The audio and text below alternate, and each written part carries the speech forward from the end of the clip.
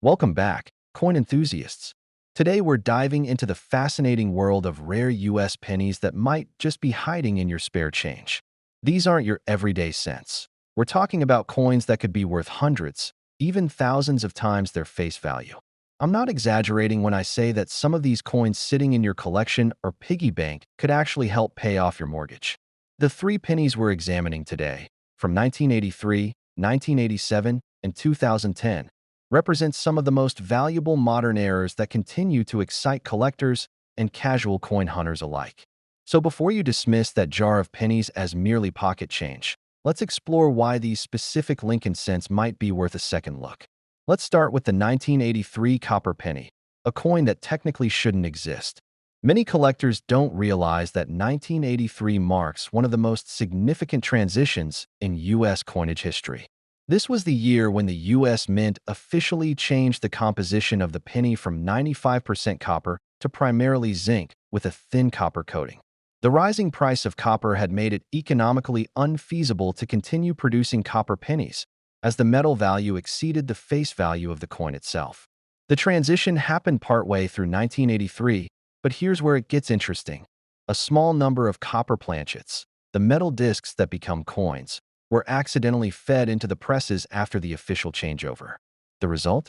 A handful of 1983 pennies were struck on the old copper planchets when they should have been made of the new zinc composition. These 1983 copper pennies are incredibly rare. How do you identify one? Well, the most noticeable difference is weight.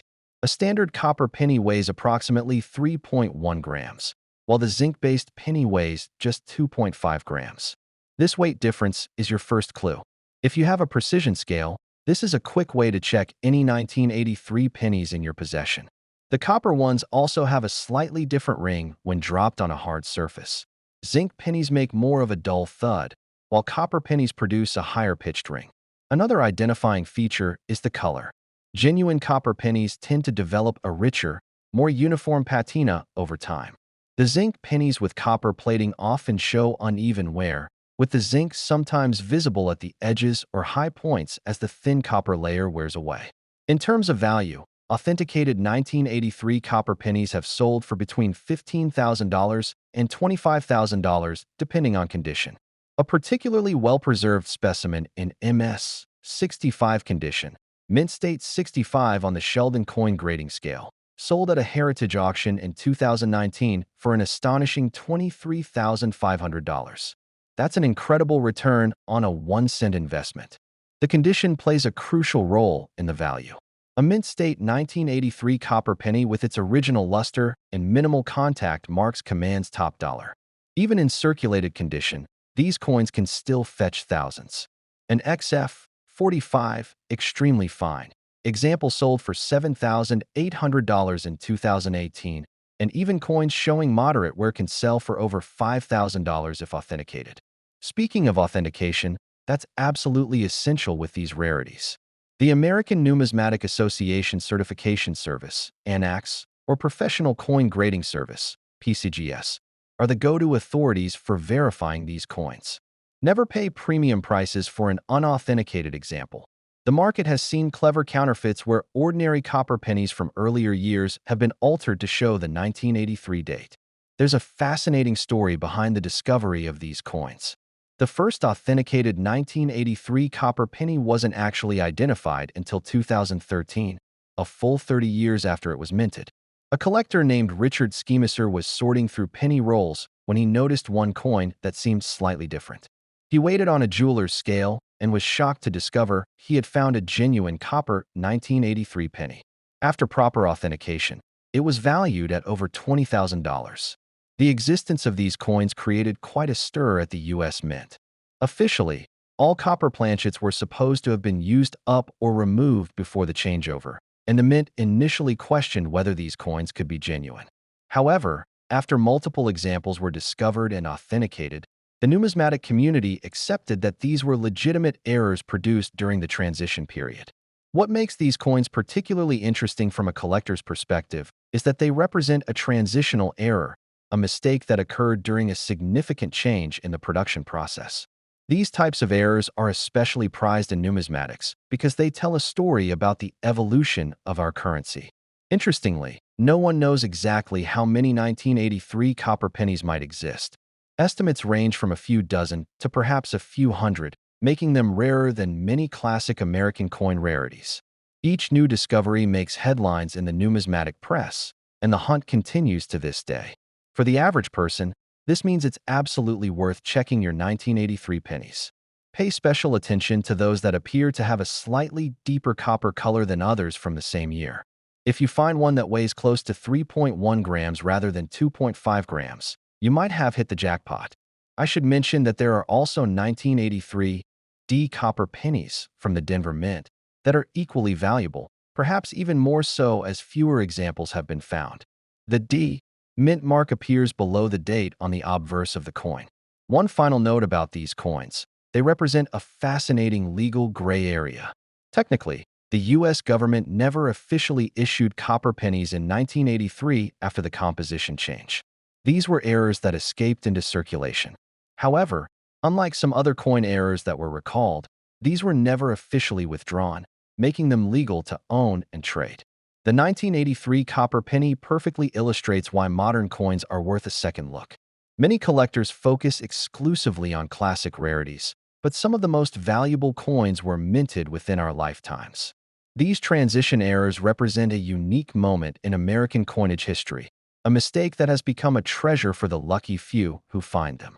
Now let's move on to our second fascinating rarity, the 1987 penny, with a fascinating error that's captured the attention of serious collectors and casual enthusiasts alike.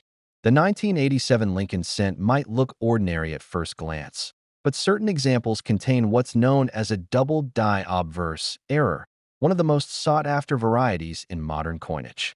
Before we dive into what makes these coins so special, let's understand what a double die error actually is.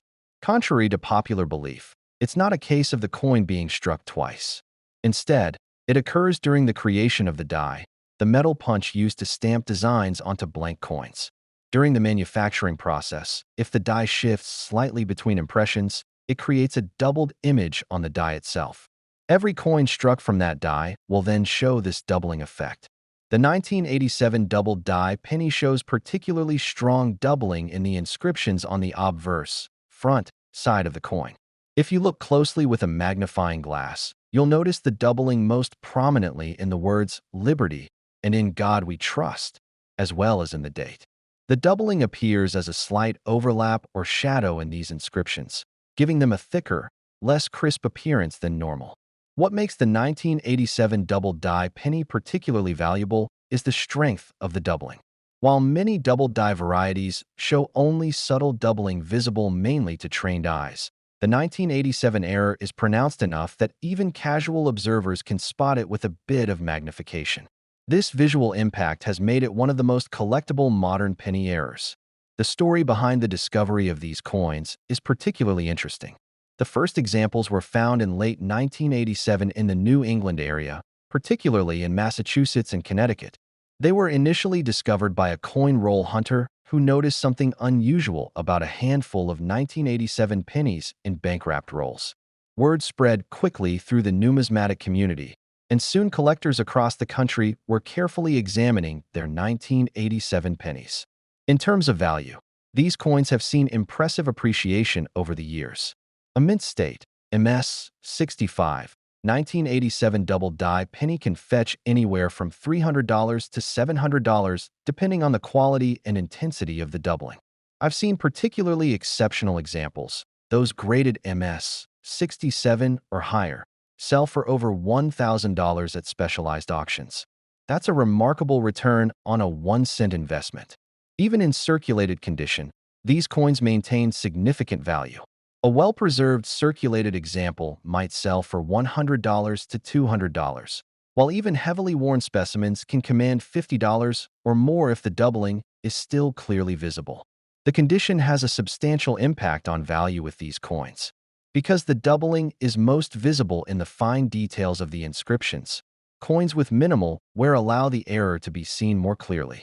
Once a coin has been in circulation for years, the subtle doubling can become less pronounced as the raised portions of the design wear down.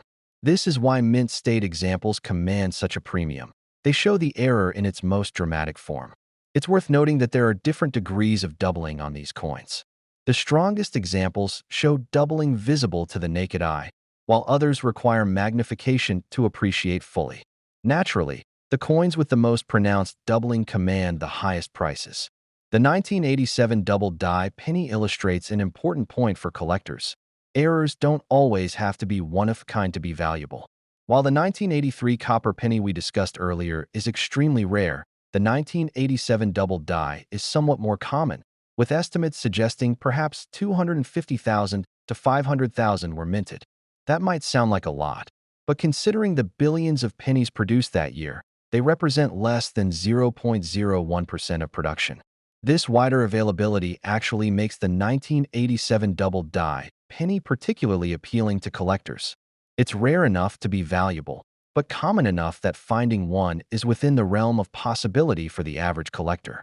Many people have discovered these coins simply by carefully examining rolls of pennies from their bank. There's a fascinating technical aspect to these coins as well. The 1987 double die pennies were produced at the Philadelphia Mint and don't have a mint mark. This means all examples of this error were created from the same die pair. Once the error was discovered by the mint, production continued. The doubling wasn't considered severe enough to warrant scrapping the die. This is actually quite common with double die errors. Unless the doubling is so extreme that it renders the coin unreadable, the mint often continues using the affected dies. When hunting for these coins, pay special attention to the word liberty on the obverse. This is where the doubling is most pronounced and easiest to spot. With a 5x magnifying glass, you should be able to see a clear separation between the primary and secondary images in the letters. The 1987 double die penny has become a cornerstone of modern era collecting. It's often cited as one of the big three modern double die cents, alongside the 1969 S and 1972 double die pennies.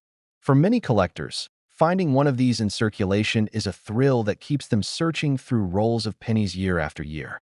I should mention that there are other double die varieties for 1987 pennies, but the one we're discussing, designated as FS 101, FS standing for 5S Stanton, the authors of the definitive guide to die varieties, is by far the most valuable and most sought after. Lesser varieties exist, but command much lower premiums. What I find most fascinating about the 1987 double die penny is that it represents a sweet spot in coin collecting, rare enough to be valuable, but common enough that finding one isn't just a pipe dream. It's the kind of coin that reminds us why the hobby of coin collecting remains so engaging. There's always the possibility of finding something extraordinary in everyday change. Finally, let's explore our most recent rarity, the 2010 Lincoln Shield penny with what's called the missing designer's initials error. This coin represents one of the most significant modern mint errors and offers a fascinating glimpse into the quality control processes at the U.S. Mint. The year 2010 marked a significant design change for the Lincoln cent. After the four special reverse designs of 2009 that celebrated Lincoln's bicentennial, the Mint introduced the new shield reverse that continues to this day. The design features the Union Shield with the motto, E Pluribus Unum, across a banner.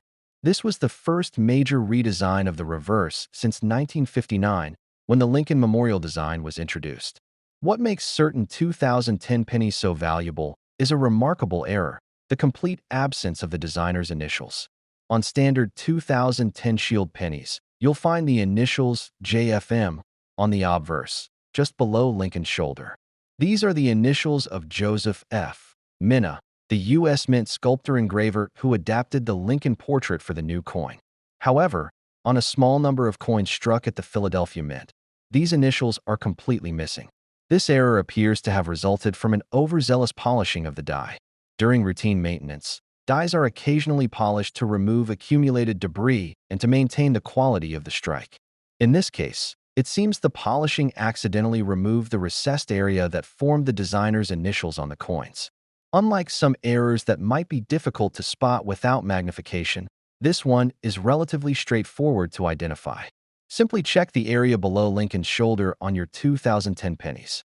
If the initials JFM are absent from a Philadelphia minted coin, those without a mint mark, you may have found a valuable error coin.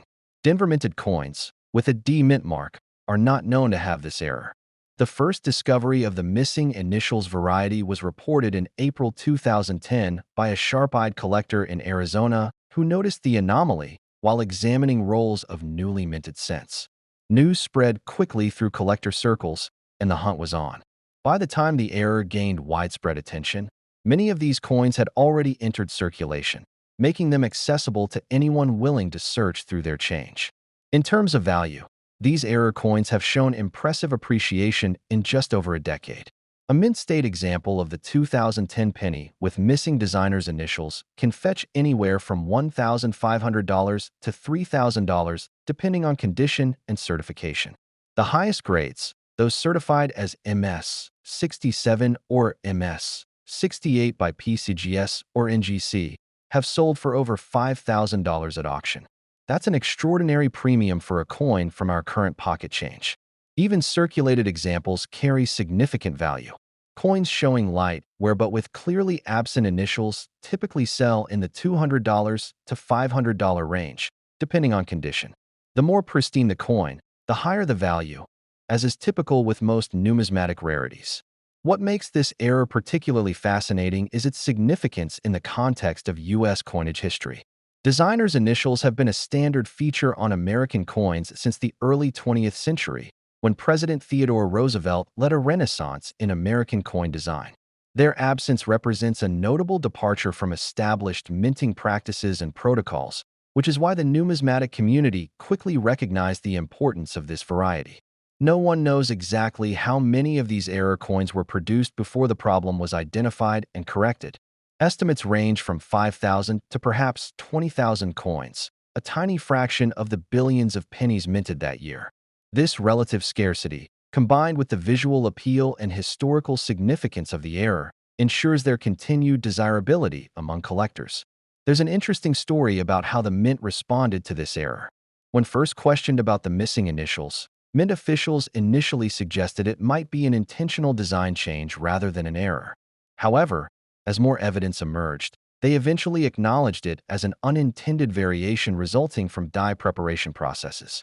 This acknowledgement further cemented the coin's status as a legitimate error variety. One particularly fascinating aspect of the 2010 missing initials penny is that it represents what numismatists call a naked eye error, one that doesn't require specialized equipment to identify. This accessibility has made it popular among casual collectors and has sparked renewed interest in checking modern coins for variations. The condition of these coins plays a crucial role in determining their value. Because the error is on the obverse, which tends to show wear more quickly than the reverse, coins that have been in circulation often show enough wear to diminish the clarity of the error. The highest premiums are commanded by coins that were discovered early and preserved in mint state condition. When hunting for these coins, pay special attention to 2010 Philadelphia minted pennies, those without a mint mark. The missing initials error has not been confirmed on Denver minted coins. Also, be aware that there are coins where the initials are present but faint due to less severe die polishing. These have some premium value, but not nearly as much as examples where the initials are completely absent. Authentication is particularly important with these coins, as the difference between faint initials and missing initials can be subjective. Professional grading services like PCGS and NGC have established standards for what qualifies as the true missing initials variety, which helps maintain consistency in the market. What I find most compelling about the 2010 missing initials penny is that it reminds us that significant errors continue to occur in modern coinage, despite the advanced technology used in today's minting processes. It demonstrates that the human element, in this case, perhaps an overly thorough die polishing, still plays a crucial role. Thanks for watching the video.